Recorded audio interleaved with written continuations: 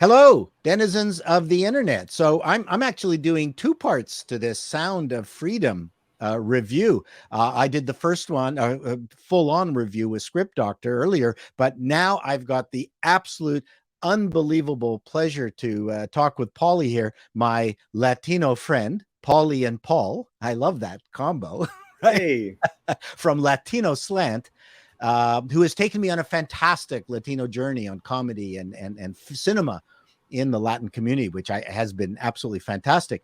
And I invited him on to this stream to talk about something that I have not heard in amongst all the controversies around Sound of Freedom hmm within all the mainstream variety, the Hollywood Reporter, is that this is a fantastic Latino cultural and cinema story.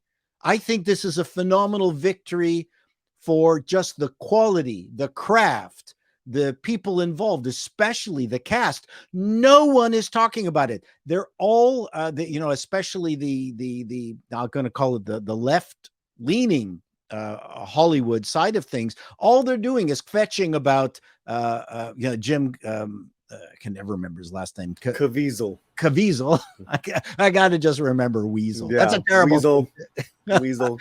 Caviezel and QAnon and all this, and no one is talking about what the fantastic story of this is. Just the Right. Latino connection and what a victory this is. So anyway, I yacked too much. Over to you, Paulie. I mean, tell me more. Why aren't Variety and Hollywood Reporter celebrating this fantastic story? Well, it's the wrong type of Latino story. It's not their type. It doesn't fit their mold. It's not the empty piñata that they want to hang in their office that they can say, look, we have Latinos, we have Latinxes also. Let's set the parameters, right? Sure. And I think it's always good to do that. And thank you so much, Chato, for doing this, by the way. Let's just say, what is a Latino film? Okay, I would say this: written and directed by or starring with a main plot line or a subplot line that's heavily Latino. That fits a criteria. That is the criteria, right? Which no one is talking about. It's written, directed, and produced by Mexicans. Just superbly, by the way. Yeah. Superbly. Why isn't anyone talking about that? In me questioning some of the publications and friends of mine, because of the relationship that this movie has with alt-right, with conservative right, that they don't want to touch it, and that some of its money comes from MAGA supporters, which to me is just, whether it does or not, you're missing the point of this film. Here's a film where we can unite by, because this is a human, probably one of the biggest human calamities of our time. Slavery still going on, and then it's with children. This is awful. I'm really tired of the childish tribalism and the kill it because of the messenger BS. Yeah. I'm so tired of it. I mean, if you're a good actor, you know how to read the lines, you know how you're going to deliver the goods for whomever is leading the charge. And if there is a MAGA, non-MAGA divide within the Latino community, I'm sorry. I'm sorry to hear that. That's another missed opportunity. Is there's so many missed opportunities with what I'm hearing. Besides the Slant and maybe the Daily Cella, that review will be out soon, and we are going to connect you all to their review. I can tell you that the reviewer is a fan of the film, who has gotten a lot of slack for being a fan of the film. Wow. And besides that, no other U.S. Latino publications are writing about it. Wow. At all. Spanish media has, whether it's Telemundo, Univision here in the States or in Latin America, they're eating it up. And the funny thing is that it's not even, you can't even see it yet in Mexico. But in Latin America, but here in the States, it's all over Spanish media, and that is why you're seeing a huge movie going percentage of the box office, 30% Latino, seeing Right. Sound of Freedom. You can't deny the numbers. Okay, so if we're talking left and white, Chato, then what the left is doing is doing this. Nah, nah, nah, nah, nah, nah, nah, nah, nah. Go away. They don't exist. I'm sorry. I don't know what you want, but conservative people come and all strive, whether they're conservative or not. So it's really unfortunate. One of the things that Script Doctor and I are tried to do was to just review it as a movie without all the baggage. And when you read the Rolling Stone review, it's nothing but baggage. And, I mean, I guess I'm lucky because I saw it the first day, and before any of the the dust up and any of the reviews or whatever. And man, I was rocked. Okay. Through my core about this film. I saw your review coming out of the cinema, but just give me the Cole's notes. Yeah, it's just something that really went to my soul, and it was done so well with these kid actors as well, and the fact that it's PG-13 says a lot to the expertise of the director. Which again is going unsaid, is like going not noticed, is Monteverde's he's the writer director. Bravo, sir. Bravo. And Gomez, the DP. What? Yep. Absolutely stunning work for You're absolutely right. I mean, beautifully done. And casted. Carlo Hull's a casting director. Cast these amazing actors that you've seen in Narcos Mexico and other Spanish productions. And even if you haven't, you're like, wow, these actors you fully believe, whether they have a couple lines or bigger lines, supporting Caviezel in his quest, right? Can I put something by you and you tell me whether I'm right or not? I am certain that Latino actors are tired of playing drug lords and addicts and narcotic assassins. I just got the sense that you had a cast here that so believed in the story and the message that needed to come out that they played the roles that they needed to play. And the guy who played the Scorpion was just menacing, brilliant, menacing, and went for it. And yet, when he was singing at the campfire, that's a very famous Latin American song, which is very vulnerable, right? It's the talking about the travesties of life. Screw it. This is it. And it wasn't about being vulnerable for me. It was that amongst your comrades, if I can use that word, you've got friends. Like these are your loyal friends, and so you're relaxed. It's a great take. That's a great take. Absolutely. Point is, it's multidimensional. So it's not just and all characters were multidimensional. Yep.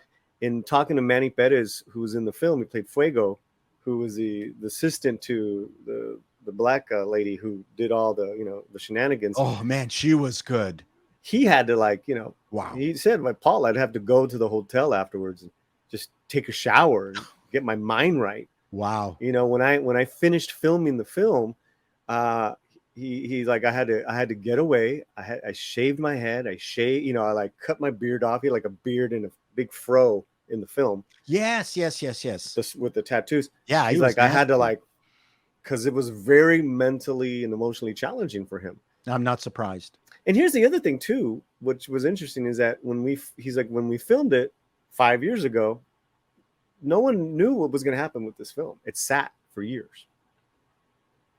And Script Doctor and I actually talked about that if it had been released 5 years ago, it wouldn't just have been another film. But something happened over the intervening 5 years. And and I can't put my finger on it, but the cast was good. Wish I could remember the name. The woman who played the beauty queen, yes, who was the fixer, the Giselle. She was in Narcos Mexico as She well. was Oof. like, there wasn't a single No. the guy who was the assistant, the policeman who helped him, Oh, and he's wonderful. The Colombian. he was great. Bill, unbelievable. Bill The Count. brother and sister, if they Yeah. don't get Whoa. a nomination for best supporting actor, Yeah. actors, I will freak out. When the daughter saw her dad in the hospital for the first time, Yeah. it wasn't a double take. It was, I don't know how they got it out of her. I have no idea. Well, And when she's the one she, who made me cry several times. yes, when she then saw her brother, that was, Yeah. Even before, and then dropped it on. before that is when Caviezel first laid his eyes on her, first Yes. found her. Then I let the Fantastic. waterworks fly. Chris Gore is like, okay, I can cry too. You said something really quick though about nominations. I would be shocked if any association that's connected to Hollywood, award associations that's connected to Hollywood, is going to nominate this film at all. Yeah, no, you mentioned that. Yeah. So expand on that. Well, I think because of from what I've heard from, just in the little poking around that I did, no one wants to touch this film. And those the Academy and those, or even those groups that are Imagen Awards, these awards that are like, Latino, kind of like the BET, but for Latinos, they're in part funded by diversity programs from studios. Right. They're not going to touch it. There's no way. So do you think there are compromised Latino community within Hollywood that doesn't want to bite the hand that feeds it and is just staying away? Especially with this one, big time. I think they'll push. They pushed. It depends on the project. Like with Flaming Hot, they've been pushing that a lot because Disney flubbed up with that one. And and if you get a chance, people check out Flaming Hot streaming. I have it on my to-do list. So that one seemed like a little more safer to push back on. And right now it's the #1 streaming movie on Hulu. Wow. It has been, for the D. But this one, I just think because of subject matter and then the people involved, I unfortunately. Yeah, and you kind of think, I wonder how many people in Hollywood are availing themselves of these services. I don't know. I'm just saying, rich people with power who are kind of crazy. I wonder where we can find people with personality disorders with lots of money. Where could we find a bunch of them? Listen, I'm an OG liberal. I'm a Chicano. We don't like anyone.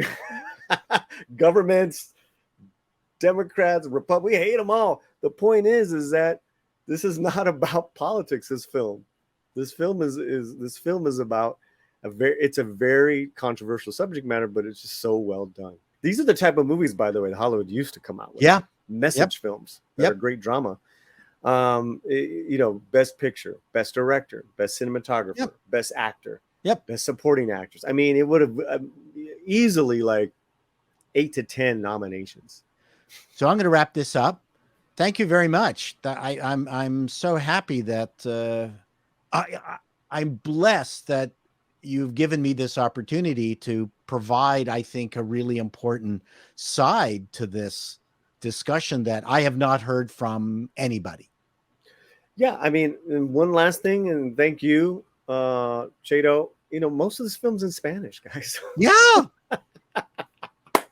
I love it. And like, even the music, it's like, but it, all that means is that it's so incredibly done that it's transcended and it's just an amazing film, and as great cinema should be, whether it's whatever genre it is. Yep, great opening shot, great closing shot. There's so many good things to say about this film, and I think the Latino community should be proud of all the expertise, the technical, everything, probably the food truck, everything I know nothing about. From food trucks. Well, it was filmed in Colombia, Fox Studios Colombia. Okay. I got all that information talking to Manny Perez. So again, back in the day, this movie was produced for a very paltry sum, but by Fox Columbia, Good. and that 14.5 million in Colombia. I mean, that's like you're tripling your money. Right. That's why it looks so good. It looks fantastic. Anyways, Paulie, Yeah. let's do this again. Yes. We'll talk about the Latino component of Willy Wonka, the new movie, if I got to there see is that one. trailer. Still haven't seen it. It's a terrible trailer. I don't want to Horrible. see it. Anyways, till next time, denizens, be seeing you.